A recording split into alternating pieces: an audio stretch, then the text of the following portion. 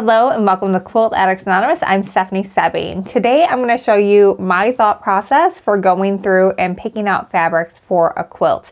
I am currently working on my second book that is going to be due into my publisher at the end of April, and I've got a quilt that I need about 8 fat quarters for. 8 is probably more than I actually need, but I want to have a little bit more variety in it. And the folks at Free Spirit sent over an advanced bundle of Tula Pink True Colors. That is a gigantic bundle and it covers the whole rainbow, and it's really, I feel like, a lighter rainbow. So this quilt that I'm working on is going to be a butterfly quilt, and it is going to be a crib size quilt. So I want to make sure that I'm kind of following a theme. So I'm just going to, I don't have a plan for this. I don't know exactly which ones I'm going to use. So I'm just going to talk you through sort of what goes through my brain when I'm choosing fabrics to go together, because I know that that can be the most challenging part for some people when it comes time to picking fabrics for their quilt. So we've got a nice big option here, and obviously sticking with one line of fabric is a really easy way to start, because you know that all these fabrics are going to go together no matter what. So I can pick and choose from any of these, and I know that they're going to work, but obviously I do not need all, how many are in this bundle? 42 fat quarters. That is a little much for a little baby quilt. So that would be enough for like a king size quilt easily.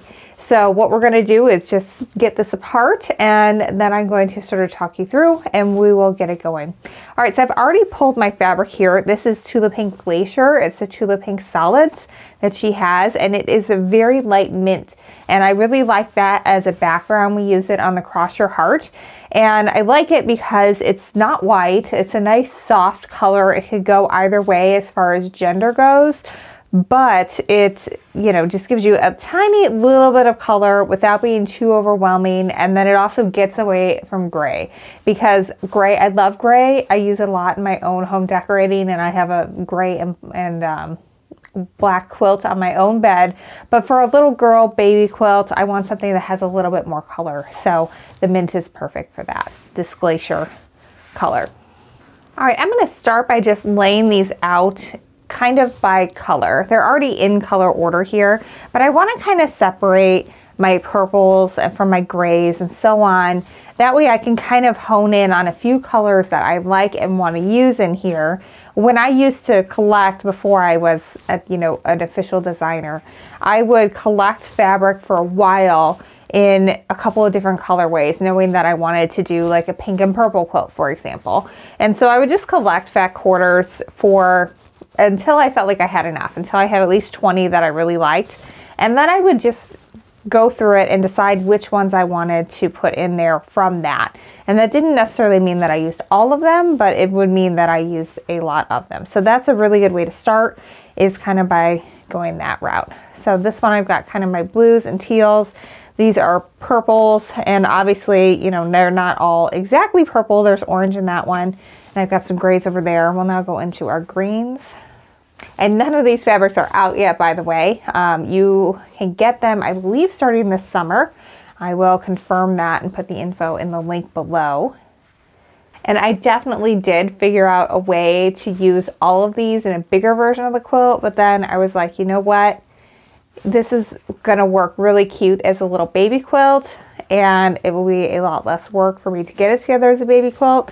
And my baby doesn't have a quilt yet, so we're not going to do the big gigantic version. Maybe at some point I will, but right now I'm just going to pick a few of these and use them by choice here. All right, I'm actually going to put these white ones over here with the gray. All right, so I've got this all separated out now, where we can see our whites and grays, our purples, blues and teals, greens, oranges, and pinks. So when you are working with color, it works really well to pick colors that are next to each other on the color wheel. So purple and blue, these would all look really good together, blue and green, or ones that are kind of opposite from each other on the color wheel. And that works as well too. So if we did like blue and orange, these would be really great colors to use together, as well as purple and green. Those would look really fabulous together. So either right next to each other color wheel or opposite, you're always safe there. The other thing that's kind of fun is to mix in prints that have a little bit of something extra for pop. So like this one where it's purple, but it also has this kind of reddish orange in there. That would be really cute. Or this one where there is nice pink, but also blue, green in there. That would also be really cute. Since I'm going to be using this as a little girl butterfly quilt, I want to make sure that I'm picking some colors that are going to work with that. So I'm going to stick with some purples and pinks, and I may throw in a little tiny bit of a third color, and it probably is going to be this greeny yellow to help make all the rest of the colors seem more saturated. So I'm going to start just by removing the ones that I don't think I'm going to use in this quilt, but I'll use with something else. But you can see just right here, all those blues and the oranges, they look really good together. So I'm going to leave my greens here because I think I'm going to pull a little bit from these to go in with the quilt, just to have that little pop of color. So I've got all my purples and my pinks out for right now. I'm just going to kind of pick my favorites. These are going to form the butterfly wings and the butterfly bodies in the quilt. So I really like this one. And for my first pass, I just kind of go through and I think, what do I really love here? And then we'll go from there with picking some other bits out. So I really like these. I'm not sure I like this, but I'm not sure that I want that orangey color in this quilt because I'm kind of leaning towards potentially using some of these as my little pop. So I'm going to go ahead and put those to the side for now. This little tealy bit would go well with these, so I'm going to go ahead and keep that one in for now. And so far I've got some really deep colors. Like when you look at things, you also want to look at their color value. So right now I would say this is a medium to dark, and so they contrast very well with the lighter ones that we have here. Whereas when we start getting into these lighter prints here, they're not going to, from a color value standpoint, stand out as much against the background. They're going to look better with maybe some of these lower volume ones from over here. So I'm going to go ahead and pull the lighter ones, and I'm going to pull this lighter one while we're at it because that kind of falls into the same area. So I'm going to, let's see, I like these as well. This one I feel like is going to read too teal. And since this background is kind of minty, I feel like it will stand out, but not as much as I want it to. So I'm going to go ahead and remove this guy too. All right, so far we've removed all of the lighter values. These ones that have more orange, because I'm thinking of maybe going with some green and yellow for accents. And then we have these here. So let's figure out where we're at. We've got 1, 2, 3, 4, 5, 6, 7, 8, which is the amount of fat quarters I wanted. So that worked out pretty perfectly. I did not plan for that. But like I said, I want to have some accents in here.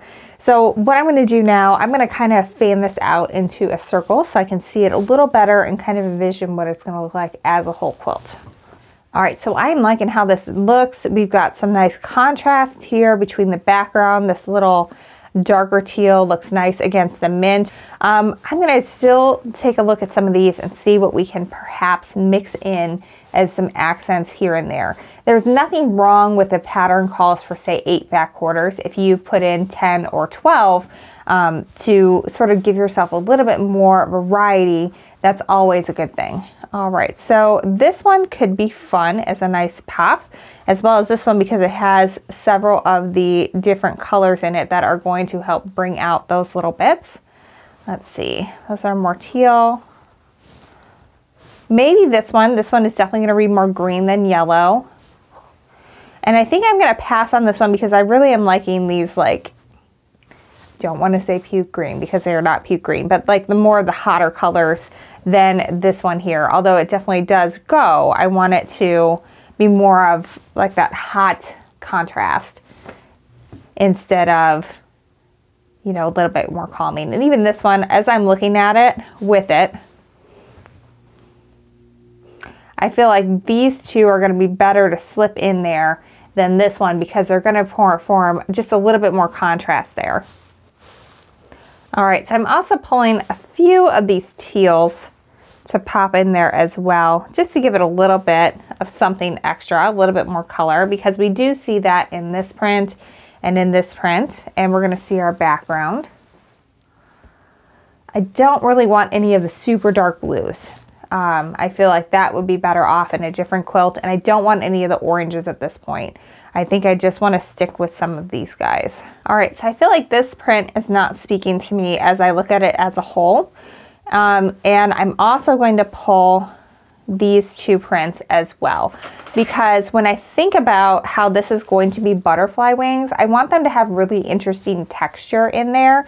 And these are really pretty. I really like them, but I would rather have this sort of geo print and this hexagon print as part of it. And so then I can just do the whole butterfly as various combinations of the geo and the hexagon print to have kind of that fun look in the butterfly. So I'm going to kind of re-go over this and get it back in color order and see what we think. Because I think this could be really fun if I did, like, say, all the bodies in this really bright limey color, and then I just had these be kind of my extras as we went. And actually, I might bring this guy back in now. Maybe this one would be better. Yes, I like that, because we've got the same lime that coordinates with this, and then we also have the nice teal, which coordinates with some of these other ones that we have in here that you see, and it looks really good with these blues. So I'm going to put these back in color order. Let's see how many we have at this point. 1, 2, 3, 4, 5, 6, 7, 8, 9, 10.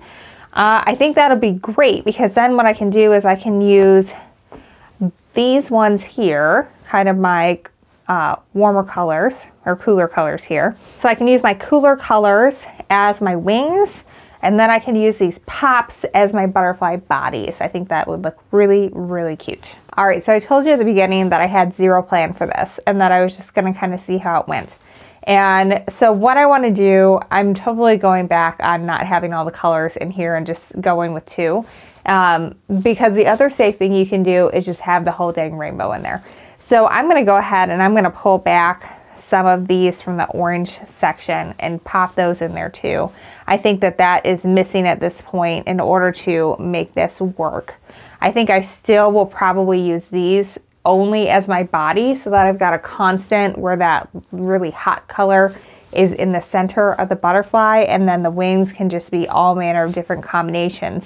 So I can do my oranges and pinks together for combinations, my pinks and purples for combinations, or I can start going across the color wheel too and doing some pinks or some oranges and blues together, and it would be really fun and really cool. All right, so I'm gonna pull the more teal one, and I'm gonna put in the one that reads a little bit more blue. I think that that transitions a little bit better from the purple in, and I'm just gonna go ahead and pull out this one as well. So that way we've got the whole rainbow there. All right, I am fairly happy with this fabric pull. Again, I've got way more fat quarters than I actually am going to need for this quilt, but that's okay. You can always do more and just have scraps left over for another quilt. Or I could just make the quilt bigger, which I may end up doing. Depends on how carried away I get with making these butterflies and how quickly they go. But I am liking the way this looks. I can really have a lot of fun with this. I can mix and match these oranges with the blues. I can mix and match some of these purples with the teals, and so I can really have a lot of fun and make a lot of different butterfly combinations. But for each one, I'm going to keep these limey greens as my constant for that body. That way, no matter what is going on, you know, that is a constant, and it's going to give your eye a place to rest. Having one consistent background gives the eye a place to rest, but then having some kind of order to your scrappiness, I like to call it controlled scrappiness, that helps as well. So I'm going to do all my bodies out of these guys, all my wings out of this, and we're working with the same prints for all of these. We're going to do this sort of geode one and this hexagon one, and just have those in many different combinations.